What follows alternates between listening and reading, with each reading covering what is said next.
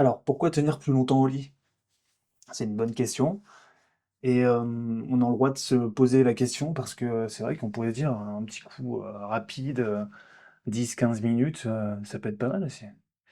Seulement qu'on oublie quelque chose d'essentiel, notamment que, lorsque, on est dans la chambre à coucher, on est à 2 et qu'il y a une part qui est, féminine et une part qui est masculine. Notamment dans la culture taoïste, dans l'art de la chambre à coucher, la partie yang, qui est en analogie avec le feu, la partie masculine, en fait, elle est assez tout feu, tout flamme. On le voit dans la manière de s'exciter. Un homme peut très vite être excité, très vite arriver à l'érection, très vite aussi arriver au point où il éjacule. C'est d'ailleurs le problème de beaucoup de femmes qui se disent que en fait elles n'ont pas le temps d'arriver à l'orgasme. Elles sont démunies par rapport à ça parce que bah déjà il y a aussi une question de préliminaire. Je ne parlerai pas des préliminaires dans cette vidéo. Si vous souhaitez que j'en parle dans une autre vidéo, bah, mettez des commentaires, et puis j'en ferai une destinée uniquement aux préliminaires taoïstes. Et donc, la femme, elle, qui est yin, et qui est en analogie avec l'eau, qui est froide du coup, bah, en fait, met plus de temps à être excitée, à frémir, donc à monter en excitation et arriver à l'orgasme, à monter en ébullition.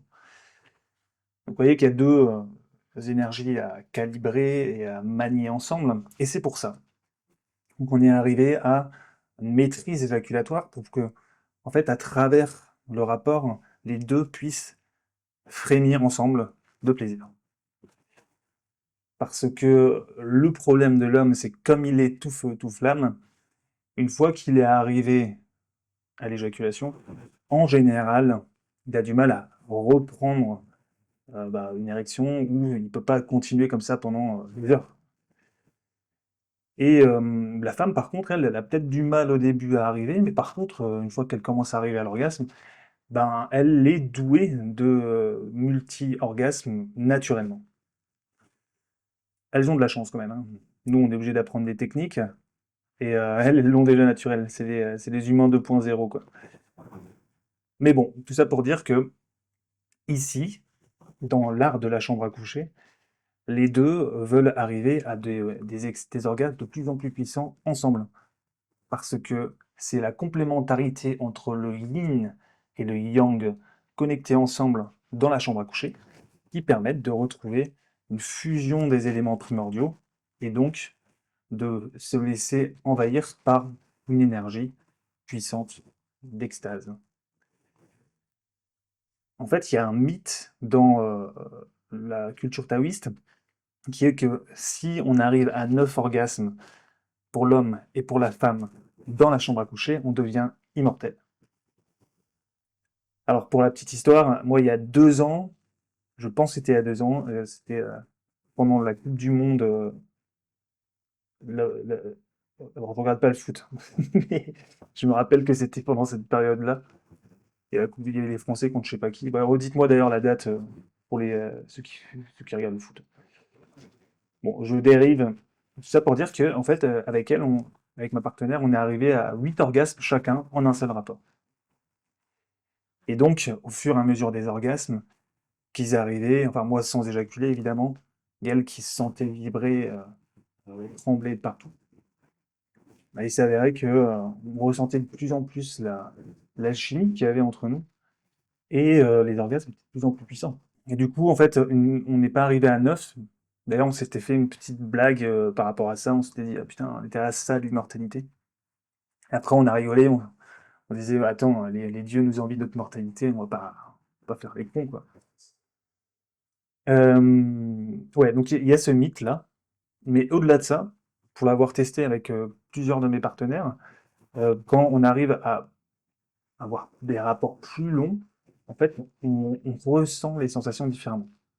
C'est-à-dire qu'on ressent l'excitation, on ressent les orgasmes et on ressent la connexion avec la partenaire beaucoup plus profonde, beaucoup plus intense.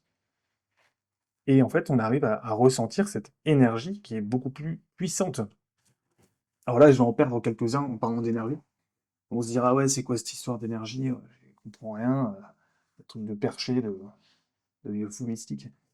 En fait, l'énergie, pour te faire simple, c'est quand tu vas voir une femme, quand tu vas être excité par elle, tu vas ressentir physiologiquement des sensations en toi. La chaleur te parcourir ton corps, et si on le met sous une caméra thermique, c'est de l'énergie.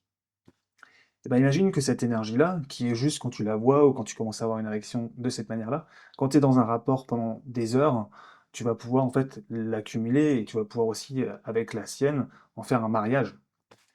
Et c'est de ce mariage en fait que les deux pôles yin et yang sont réunis et que de ces deux pôles réunis, en fait, on peut arriver à une forme d'alchimie entre les deux pôles réunis. En fait, on arrive à ressentir cette énergie de l'unité primordiale. Donc ça, c'est un petit peu métaphysique. Je passe ça rapidement durant cette vidéo, mais pour te dire que, en fait, quand tu cultives l'art de la chambre à coucher avec ta partenaire, tu peux arriver à des sensations et des connexions beaucoup plus profondes, et du coup arriver à avoir une relation aussi beaucoup plus profonde avec elle, donc dans cette subtilité qu'est le sexe taoïste. Et pour y arriver, bah, j'ai créé un e-book que tu peux télécharger gratuitement en dessous de cette vidéo, pour te donner les 10 clés pour la maîtrise de ton éjaculation, et donc permettre à ta partenaire d'arriver à frémir, à bouillir, que vous puissiez ensemble arriver vers cette voie extraordinaire qui est la relation sexuelle. Sur ce, je te souhaite d'arriver à des sommets d'extase et de plaisir, et je te dis à bientôt pour de nouvelles aventures pleines de joie.